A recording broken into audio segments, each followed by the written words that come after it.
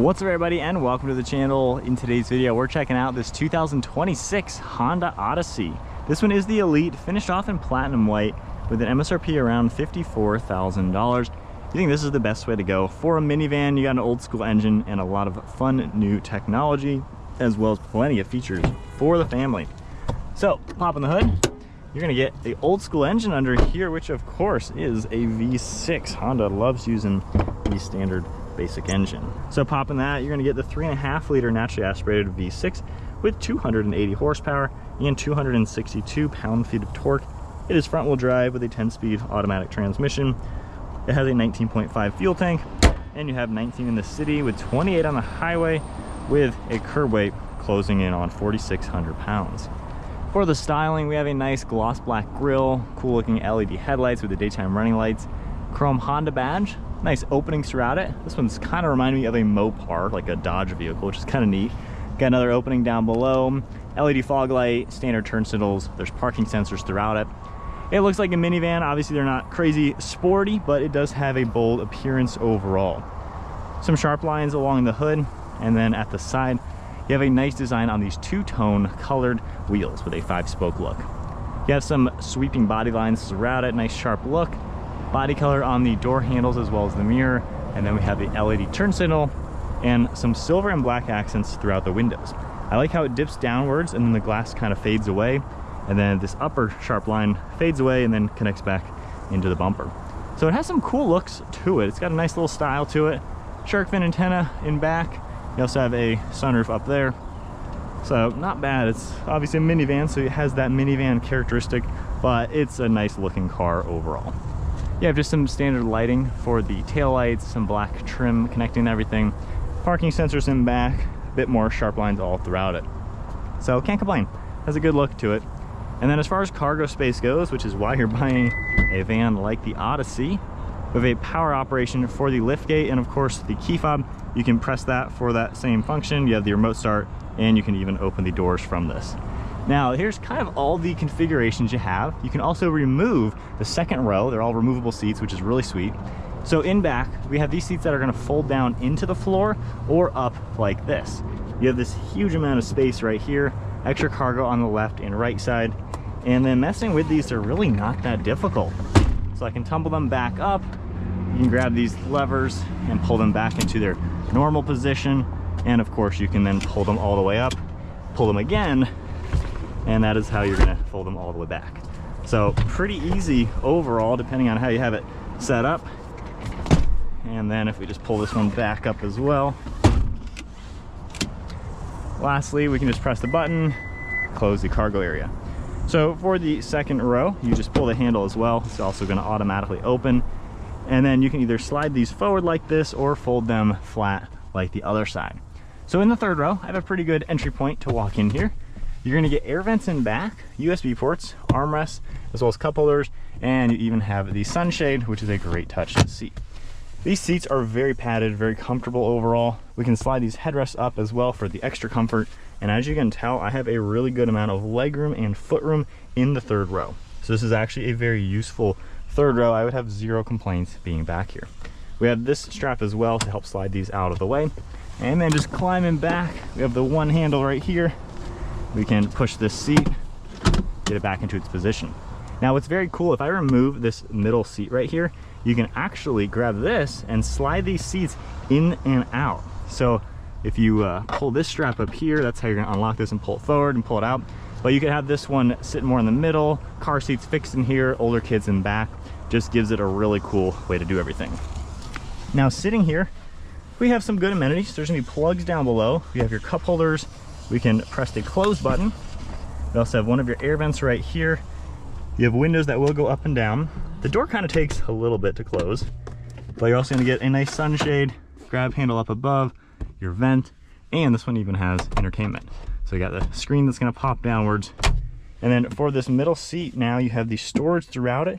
And if you pull this lever, you can pull this back up for the normal seat. And once again, if I pull that, that's how you're gonna unlock it. And the floor is gonna look like that with everything removed. There's air vent controls up on the ceiling. Only complaint, this seat does feel a little short, so my legs feel a little tall for it. They are very nice and padded, and I have plenty of room overall. but that is my only complaint, I would say, with the back seats. So hopping out, you can close it any which way you'd like. And then of course we have the smart function for the front doors where you can lock and unlock it from the door handle.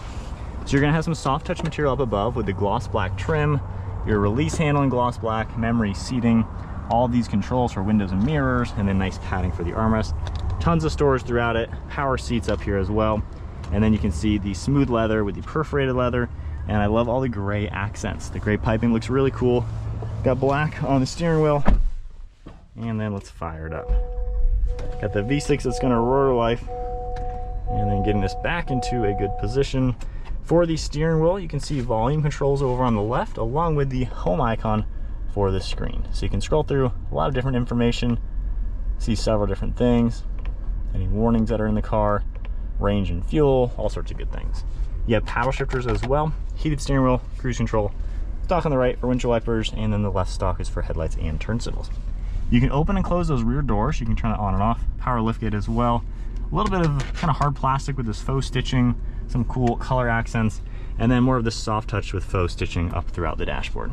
Had the same design over here, a little bit more soft touch on this side, same accents.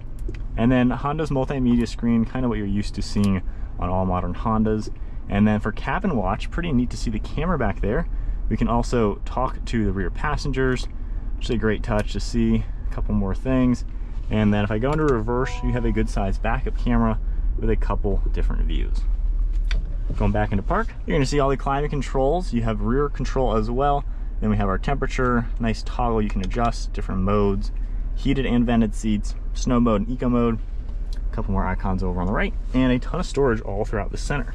We have hidden plugs, we have storage for your cup holders, wireless charging, a nice little center console area, cup holders behind you, and then a nice large glove box.